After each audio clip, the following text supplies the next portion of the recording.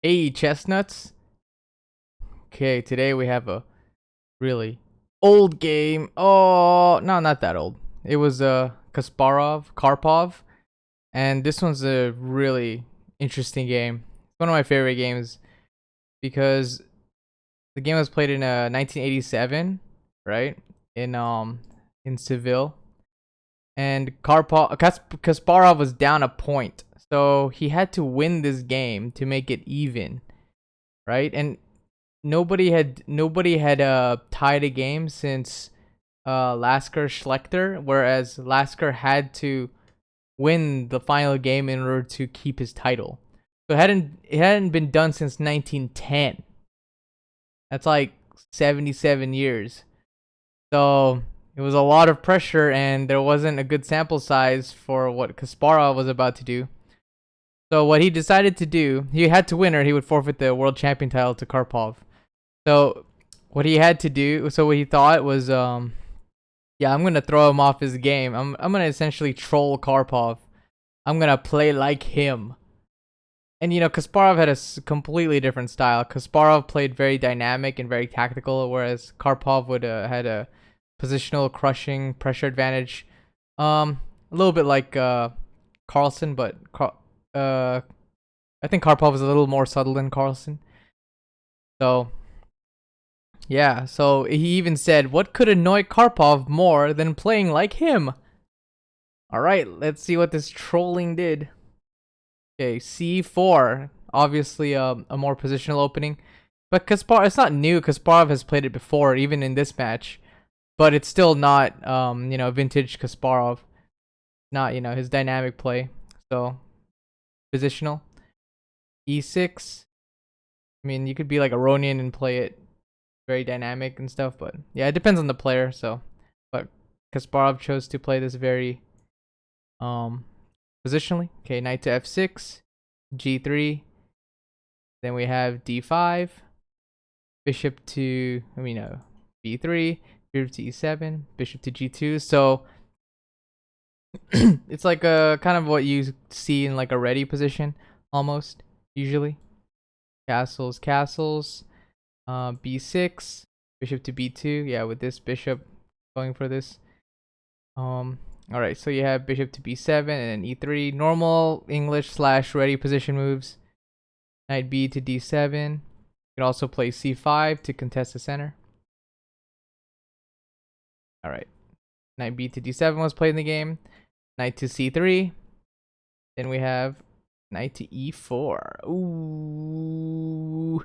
You could also play d takes c4, b takes c4, and then c5, and then d3.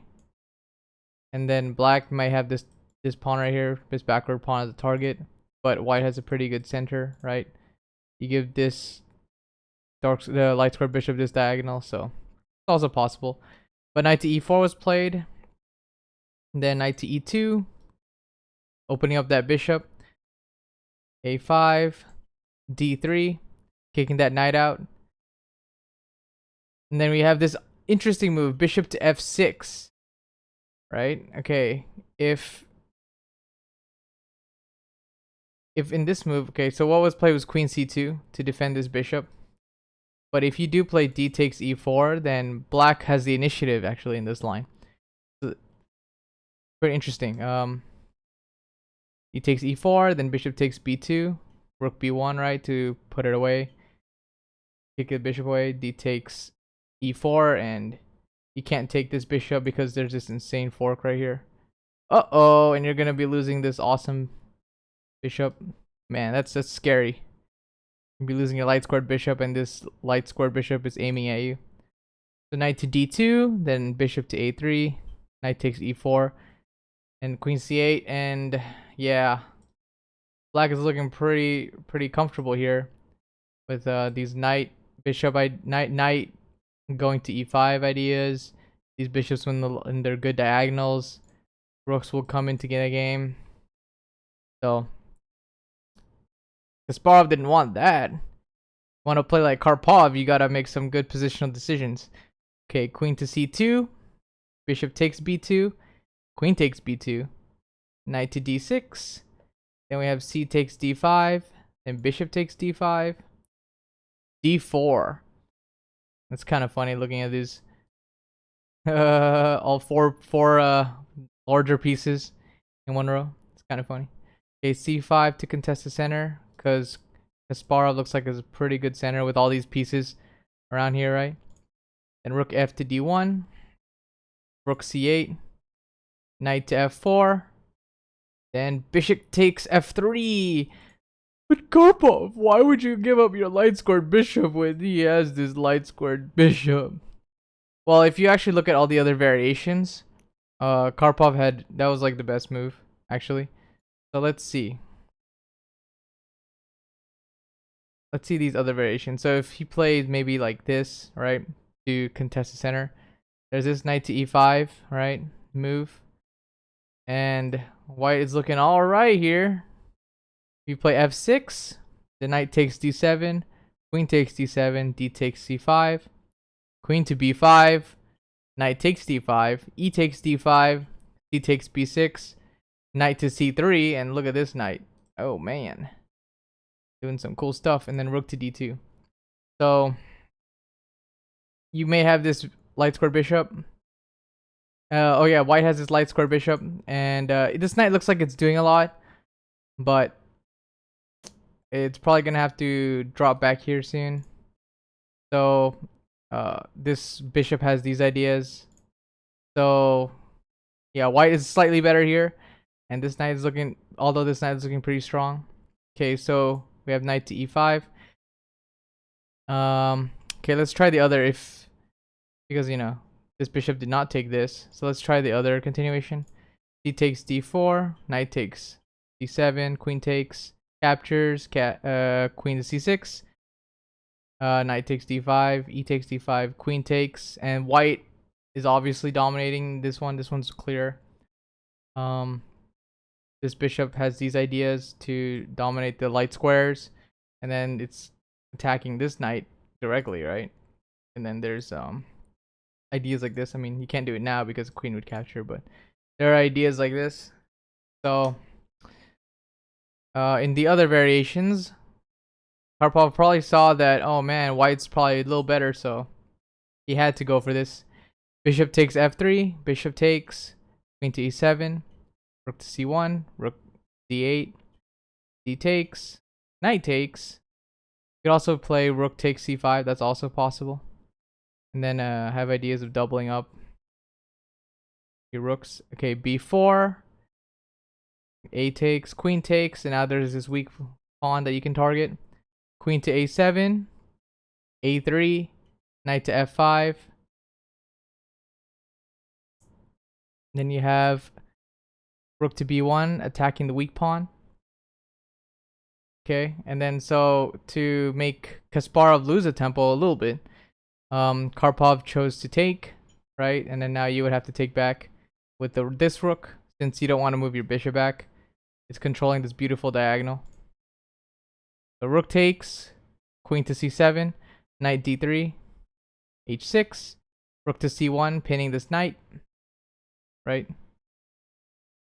Then you have knight to e7, just re-maneuvering. They're just maneuvering at this point. So this is a very slow maneuvering game for Kasparov. He has to try to prove that his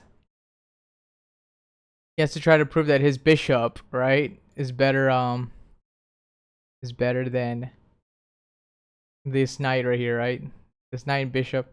So yes. Oh no. Whoops. So he has to make sure that this bishop is always on a good diagonal.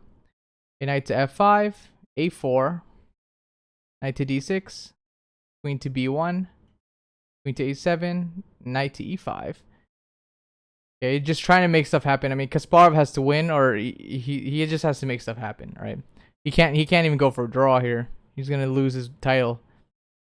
Okay, knight takes, rook takes, knight takes, and then queen to d1. And well, it's an okay move, and both it's white. It might be a little better. The engine says that it's the engine thinks that it's equal, but I think that white looks pretty good, even though that black has this extra pawn, right? I think this bishop is pretty good. This knight is doing things. All right, so it's definitely playable for white. But Kasparov messed up because he said according to him he was so wrapped up that he forgot to notate 2 moves. So then the arbiter had to remind him, and he just according to him he was distracted, and then he played the suboptimal move. All right, let's take his word for it. He's a world champion. He probably deserves a little bit of our trust. Okay. He could have played queen to b5, which is the best move.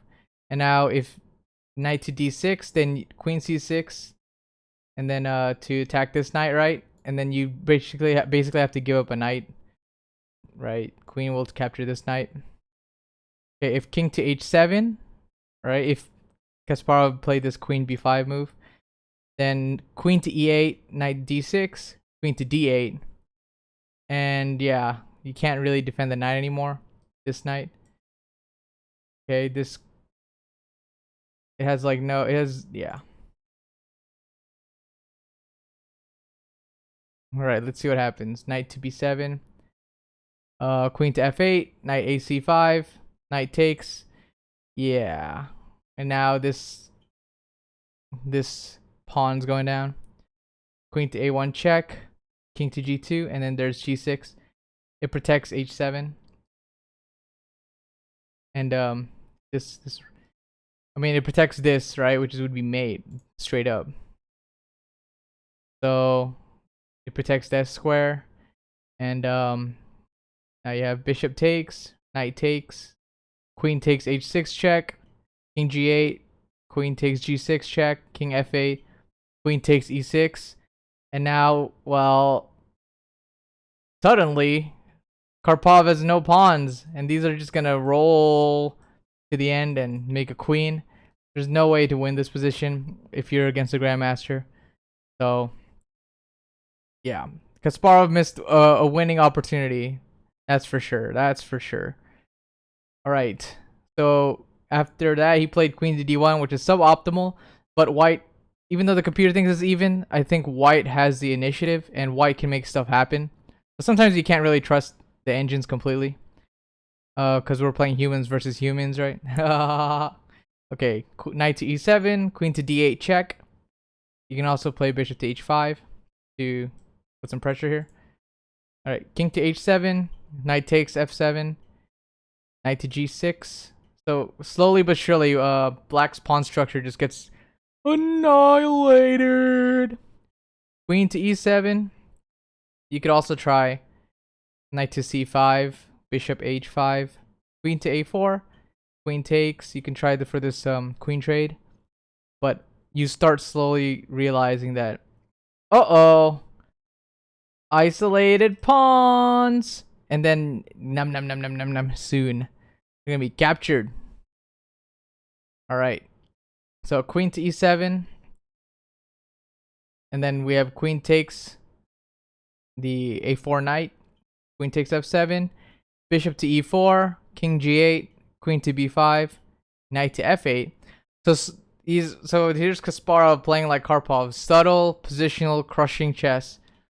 Queen takes b6, queen to f6, queen to b5, knight to queen to e7, then king to g2, I think the game was adjourned during this time, so they could talk to their assistants and stuff the night, right, for the next day.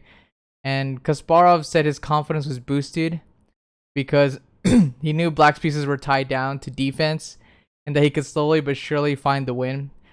And according to Kasparov, he saw in Karpov's eyes, or his expression, a tortured expression, and Kasparov thought he had already won the game psychologically. I don't know, man. Kasparov, like, if you read his writing, it's kind of funny. I feel like he sounds like he's like some expert psychoanalyst or something. He's always in people's thoughts. I don't know. It's just fun reading his writing. Okay, g6, queen to a5, queen to g7, queen to c5, queen to f7. So just slowly trying to take an advantage, right? Slowly but surely trying to squeeze this position. Look, like Karpov basically has to move back and forth because of these there's so many weaknesses here. Whereas Kasparov's pawn structure is super solid. Okay, so slowly gaining space, slowly on the attack, and yeah, this is just sad. Karpov's yeah, sad, so sad. Okay, so here's Kasparov trying to squeeze a win out. Queen to b4, queen to c7, b7, and then d8. If you exchange, the endgame is completely winning. So let's just look at this endgame real quick. Uh-oh. So slowly but surely, Kasparov would just win this. So this is why there was no exchange of queens. Oh, this is a pretty cool position. I'll let you guys try to find out why he does not capture. Okay, if you found out, man, you're pretty cool because this is awesome line. So if e takes, e6 check, king to f6, e7, and then you get a queen, right? Okay, bishop takes, king to f8. Yeah. So slowly but surely, this is zigzwang. Knight, wherever the knight moves, this, yeah, it's if knight moves here, get captured. If knight goes here, it's gonna get captured. Knight goes here, capture, and then you get a queen. So there's nothing here. White's completely winning. So that is why Karpov did not capture this. Instead, he continued to be on the defense here. And so we have e5, trying to slowly but surely squeeze the position. Okay, bishop infiltrates finally. Then queen to f7 check, king to h8. So this is a cool maneuvering game, honestly. It's pretty cool. It's not obvious how to make progress, but Kasparov is making progress. Okay, and then now king to g2, and then here it was on move 64 that Karpov resigned the game. He's like, I don't want to play anymore. So, at this point, Kasparov can just keep squeezing the position. Let's say queen to c6 check happens, right? Bishop to f3, king to c5, and yeah. Slowly but surely end the game. Okay. Let's see this. Yeah, it's just this slowly but surely just, oh yeah, this is a pretty cool continuation. I'll let you guys figure out. Okay. All right. Why?